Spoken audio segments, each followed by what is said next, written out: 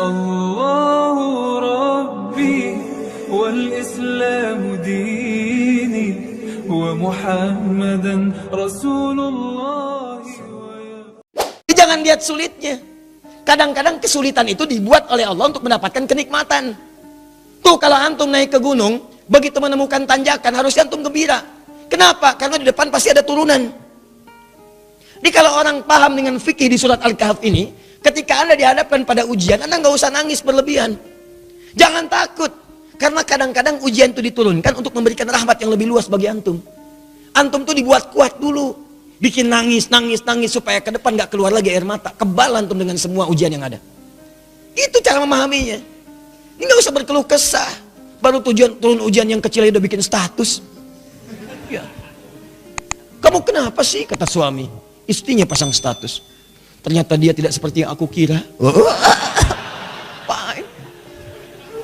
Terus yang paling gak enak ditungguin tuh ada komen gak ya? Kenapa Jeng? Nggak nyangka ya, nyangka. Jadi buat status tidak menyelesaikan masalah. Ya, tidak menyelesaikan masalah tapi nambah persoalan. Jelas ya? Maka bagian pertama, kalau antum diuji dengan persoalan, boleh jadi jangan persoalannya yang dilihat, itu cara Allah untuk memberikan rahmat kepada antum. Sebab kalau nggak diberikan persoalan itu, rahmat nggak akan turun. Pemuda itu kalau nggak dapat tadi itu, kejar-kejaran sampai ke gua, mana mungkin turun rahmat Allah 309 tahun. Ikuti itu. Ya, saya tidak ingin mencontohkan pribadi, karena mungkin disangka nanti sesuatu yang tidak baik. Tapi banyak orang mempraktekkan demikian, dan itu berhasil. Coba lihat, antum kenal Buya Hamka? Kenal. Oh. Alhamdulillah. Ya, yang penting antum kenal lah, walaupun beliau nggak kenal antum. Ya, Buya Hamka, sempat beliau kemudian dalam episode kehidupannya dimasukkan ke dalam penjara. Tapi setelah beliau di penjara itu, bukan perasaan mengeluh, bukan dendam, bukan marah, bukan puncak dari emosi yang keluar, tapi syukur kepada Allah. Ketika ditanya bagaimana pendapat Anda Buya mendapatkan perlakuan seperti itu dimasukkan ke dalam penjara, beliau malah mengatakan, saya bersyukur kepada Allah Subhanahu wa Ta'ala. Kalau ada waktu, saya pengen ketemu presiden untuk mengucapkan terima kasih telah memasukkan saya pernah ke penjara dalam episode hidup saya, kalau bahasa kita sekarang. Kenapa? Karena ternyata di penjara itu saya bisa menyelesaikan tafsir Al-Azhar. Kalau saya nggak masuk ke sini, nggak jadi ini tafsir.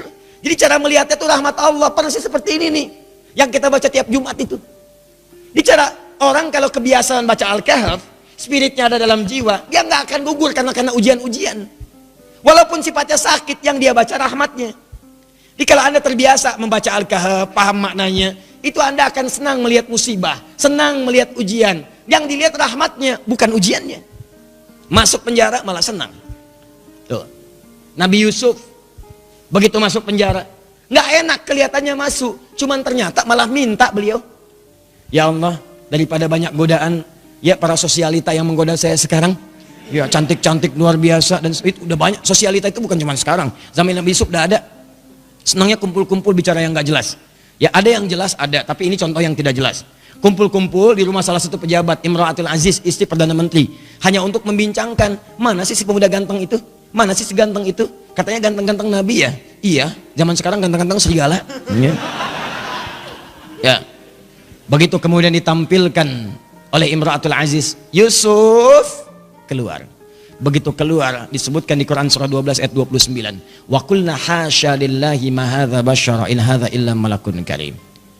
Ya, ini sih bukan manusia, ini malaikat yang menyamar dalam rupa manusia. Lewat, tak sadar ketika lewat, jarinya kemudian tergores dengan pisau itu. Saking tak sadarnya melihat gantengnya Yusuf lewat. Begini. Tuh. Nabi Yusuf ganteng, Nabi tidak sombong. Begitu melihat ujian itu, ya Allah, lebih baik saya masuk penjara aja deh. Orang sekarang Nabi bukan, Rasul bukan, ngaku ganteng, orang lewat, ibu-ibu gak kepleset lihat antum itu kan, GR-nya luar biasa, semua ditampilin. Baik, kata Nabi Yusuf, ya Allah, akan lebih baik kalau saya masuk penjara aja. Ternyata pilihan masuk penjara itu Nabi Yusuf membaca rahmat Allah, bukan melihat sulitnya. Lewat penjara itulah kemudian beliau bertemu dengan seseorang yang narapidana, dihukum di situ, kemudian bermimpi. Lewat mimpi itulah ternyata minta takwil ke Nabi Yusuf karena dilihat orang baik, orang soleh. Ditanya apa ini maknanya, dijawab oleh Nabi Yusuf, Ternyata jawaban itu yang mengantarkan beliau mendapatkan posisi jabatan di pemerintahan. Begitu rajanya bermimpi, ya ada 7 ekor kemudian sapi, dimakan 7 ekor serigala, semuanya dimakan habis, hancur semuanya, bingung menafsirkan dia. Dukun-dukunnya sekitaran mengatakan itu paling mimpi buruk saja. Kok berulang-ulang terus-terusan? Ternyata narapidana yang bebas tadi, yang akhirnya melayani raja, membawakan airnya, minumannya, dia bercerita, di penjara ada seseorang yang bisa menakwilkan mimpi sukses. Waktu saya di sana ditakwilkan saya akan berada di sini. Saya bermimpi saat di penjara, kata orang itu, kamu akan jadi pelayan raja. Yang teman saya, kamu akan dihukum mati. Dua-duanya benar raja. Siapa namanya? Yusuf. Ternyata begitu kedengaran itu dipanggil kemudian, Yusuf, tolong panggil ke sini. Begitu ke sana, kata Yusuf alaihissalam, saya akan datang kalau raja sendiri membebaskan tuduhan saya. Maka ketika datang dibebaskan tuduhannya. Tapi yang paling penting, begitu selesai tuduhan dibebaskan, kamu akan saya angkat menjadi orang terdekat saya. Coba Anda bayangkan, kalau Nabi Yusuf tidak pernah diberi kesempatan masuk penjara, maka mustahil beliau kemudian akan mewujudkan mimpinya dari kecil yang pernah bermimpi itu, bahwa beliau punya jabatan di pemerintahan, sampai bapak ibunya hormat pada masa itu sujud kepadanya. Maka takwil mimpinya saat kecil itu, ya beliau melihat ahada asyara kaukaba wa syamsa wal qamara raituhum li sajidin. Saya melihat 11 gemintang, 1 matahari, 1 bulan sujud kepada saya, hormat. Ternyata begitu diangkat jadi bendahara yang sangat hebat, punya kedudukan, bapak ibunya diundang dari Mesir datang kemudian. Datang dari Kanaan Palestina ke Mesir. Begitu datang, apa yang terjadi? Mereka langsung hormat kepada Yusuf alaihissalam sebagai bagian dari rakyat, hormat kepada penguasanya. Coba kalau nggak pernah masuk penjara, nggak mungkin terjadi begitu. Tuh antum tuh jangan lihat senangnya aja. Kalau nggak ada sulit, yang nggak akan datang kesenangan. Rahmat itu rahmat. Jadi pertama cara bacanya, syukuri setiap nikmat Allah. Kalau bertambah syukuri, kalau ada ujian bersabar. Doanya ini. Jelas? 1 tetesan rahmat Allah paling minimal 309 tahun. Jika diberikan lebih, maka berapa yang antum nantikan? Bisa melewati alam-alam selanjutnya. Nanti saya berikan rahasia ya.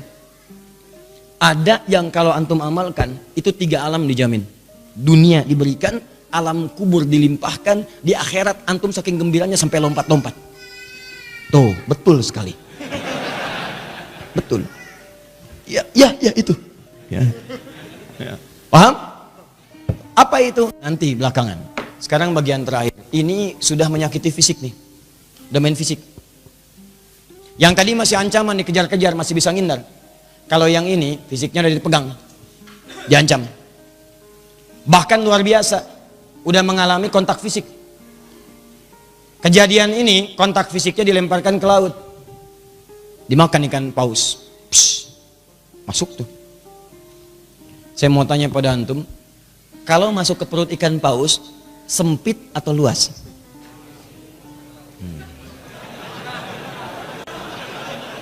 Ntar, saya tuh penasaran dengan antum nih. Antum tuh siapa sebetulnya? Antum tuh siapa sebetulnya? Buya Hamka kenal. Masuk perut ikan paus punya jawaban. Luar biasa. Ini gelas aja dengar jawaban antum sampai keringetan tuh. Masuk perut ikan paus, nggak akan pernah ada yang jawab luas. Yang terbayang pasti sempit, walaupun Anda belum pernah masuk ke dalamnya. Masuk ke perut ikan paus, terang atau gelap? Tuh, gelap. Sudah pernah masuk, Bu? Belum, Ustadz. Tapi kita bisa bayangkan. Karena nggak ada cahaya di sana, PLN pun nggak bisa masuk.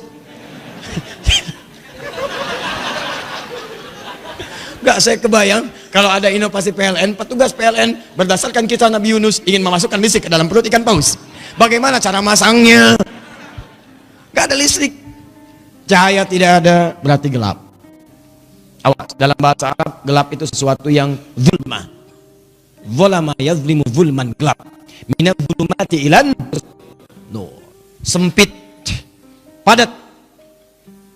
Teman-teman, ada yang kemudian dianiaya, itu nabi lagi, Nabi Dzannun, Nabi Yunus alaihissalam, diusir oleh umatnya, masuk ke perkampungan, naik ke atas kapal, di situ bahkan diundi, ternyata beliau harus dilemparkan. Ini kapal keberatan nih, zalim, ambil aja orang itu, undi dia orangnya, lemparkan. Begitu dilempar ke dalam perut ikan paus, ya dilempar ke lautan, ditangkap ikan paus. Wah, hebat ikan paus, dan nungguin. Tangkap, masuk. Apa yang terjadi? gelap, sempit, sesak, capek luar biasa. Tapi yang ingin saya sampaikan adalah, perhatikan baik-baik. Wadhannuni, Quran surah ke-21 ayat 87 sampai 88. Saya tuliskan. Wadhannuni idh dhahaba mughadiba fadhanna an lan naqdir alaihi fanada fi dhulumati, gelap, ya alla ilaha illa anta subhanaka inni kuntu minadh zalimin. Sebelum kisah ini dimulai, saya akan ajak Anda ke ayat sebelumnya, yaitu 84, 85, 86 ya. Khususnya 85 dan 86. Ketika di 85 Allah menyebutkan wa Ismaila, kemudian ada Idris, ada Dzulkifli, disebutkan mereka termasuk kalangan orang-orang yang baik. Di ayat ke-86-nya wa adkhalnahum fi rahmatina. Mereka itu Ismail alaihissalam, Idris alaihissalam, Dzulkifli alaihissalam. Kata Allah, golongan-golongan yang kami berikan rahmat kami kepada mereka. Rahmat diberikan. Dan menariknya ketika menyelesaikan ayat 86 ini, masuk ke 87 pakai wawu, wadhannuni, wawunya wawu ataf. Saya ajarin ilmu nahwu sebentar ya. Di ilmu nahwu itu begini. Kalau ada kalimat, kemudian pakai wawu, maka hukum kalimat setelah wawu ini diikutkan pada sebelumnya. Ya, misal saya contohkan begini. Zahaba Kevin wa Stephen wa Edward ilal masjid. Ya, kita ganti namanya sedikit supaya agak sedikit milenial. Kevin, Stephen dan Edward pergi ke masjid. Ya, mereka berangkat ke masjid Muslim. Ya, masuk Islam, kemudian sholat, berangkat ke masjid. Kevin, Stephen, Edward. Ada satu orang lagi yang belum disebutkan. Belakangan disebutkan wa Asep misalnya. Kenapa ketawa? Ya, sekarang kan nama-nama tertentu membuat bahkan pendekatannya agak beda. Ya, dalam bahasa Arab itu tukhalif tu'raf. Kalau kalian pengen dikenal atau pengen dapat sesuatu, ada cara yang kedua selain berbuat kreasi yang bagus, yaitu sedikit nyeleneh. Maka mulai kemudian nama dibeda-bedakan. Ya, Asep Golok, Edi Samurai gitu kan, Atta Halilintar ya dan sebagainya, itu macam-macam lah. Ya.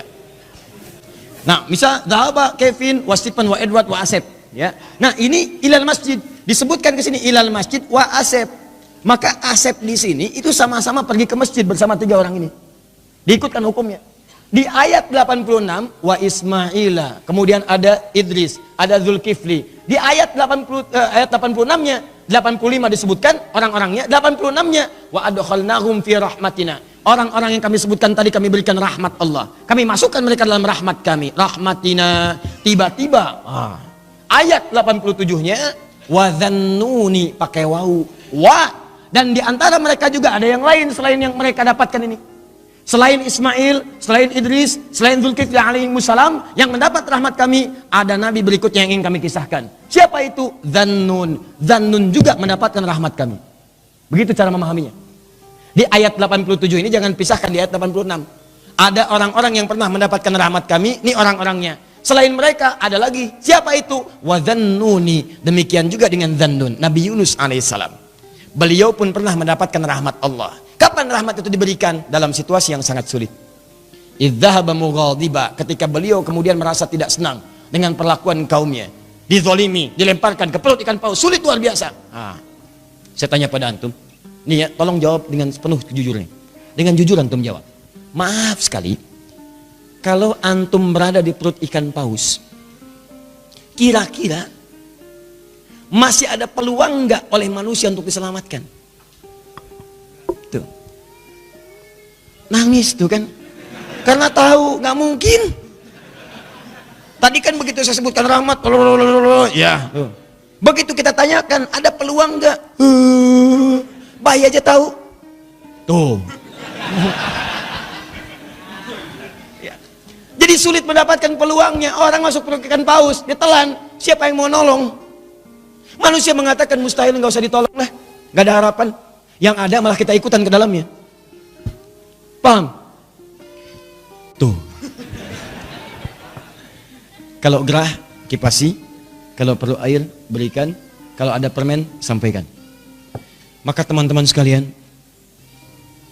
nah berdoalah kemudian Nabi Yunus kepada Allah. Apa doanya? Nih, perhatikan kalimatnya. Wanada fi dzulumat. Maka dalam suasana gelap, capek, resah itu, beliau berdoa kepada Allah.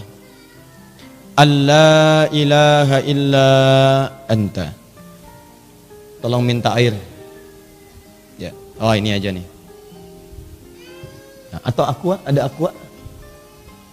Baik. Tolong diberikan ke belakang, barangkali haus. Ya. Kalau bukan anaknya, ibunya yang minum. Ya. Ya, saya nggak minum nggak apa-apa, ada apa aku mah tuh ya. Yang penting antum nyaman insya Allah. Baik. Antum ikhwan ada lagi yang mau nangis? Wa nada fi dzulumat, maka beliau bermohon kepada Allah dalam suasana gelap sulit itu. Allah ilaha illa anta, catat doanya, catat. Kalau antum sedang dizalimi orang secara fisik, diancam, dimacam-macam, bahwa proyek antum diambil orang, kelihatannya zalim aja. Maka dalam suasana gelap itu Nabi Yunus bermohon kepada Allah. Gelap, sempit, capek, sulit. Allah ilaha illa anta. Dimulai dari sini. La ilaha illa anta. Subhanaka inni kuntu minadh. Catat doanya. Dimulai dari la ilaha illa anta. Kalau yang tadi dimulai dari Rabbana atina min ladunka rahmah. Kalau yang ini dari la ilaha illa anta. Anda bisa mulai dengan kalimat Allahumma la ilaha illa anta.